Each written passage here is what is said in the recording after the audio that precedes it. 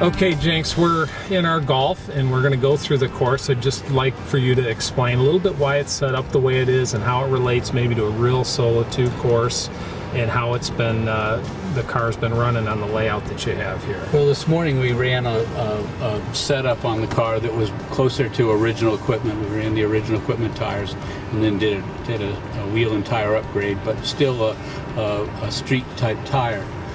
What we're doing in addition to testing the changes in the car is getting a measure of what the car is able to do. And so this course, while it wouldn't be a good regular competition course, it's a great test course because we have an equal number of turns left and right, and so we're getting good tire measurements, and we're stressing the car at points that we'd like to be stressed. So what I'm going to do here is we're going to go around the course and I'll kind of give you the lay of the land as we're rolling. Normal autocross course, you get off, you want to get it in second gear. Most all autocross courses are going to be done in second gear. It just seems to be the correct gear for the speeds that we're normally going. We're going to wrap around this and we're going to come into what we call a slalom section. Slalom section is very close to what you see in skiing. A lot of people know from Olympic skiing that a skier will go through a section like this. He's trying to be as efficient as he can, and that's exactly what we're trying to be, as efficient as we can.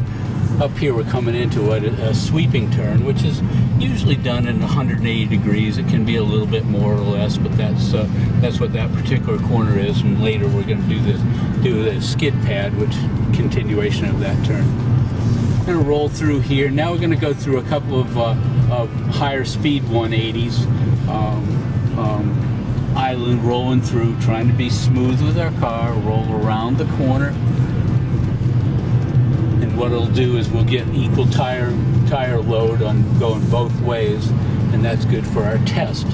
So when we come back into the finish, there are guys waiting for us as we come around the corner. You'll see the hard-working staff that's with us today that's preparing to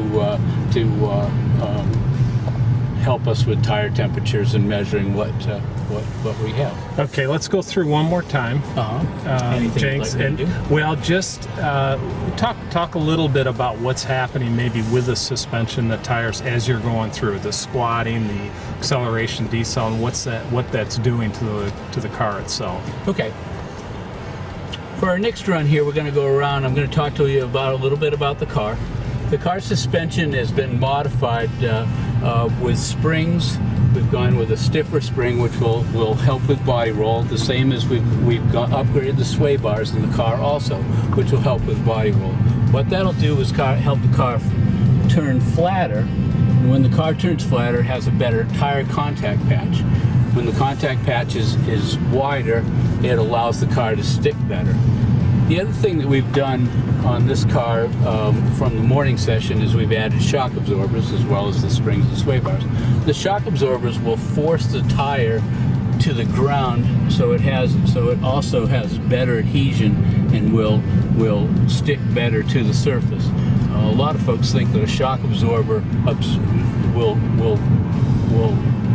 keep the tire from going up, where it really is forcing the tire down into the ground to give you, and that's shock absorber is a misnomer. It's more of a damper to dampen the bump and keep a better contact patch, so we're able to go faster. The car will stick better, and we'll have better times getting around the course. And again, we're going to come back around the corner. You can see that the car does not lean at all, even at a low speed.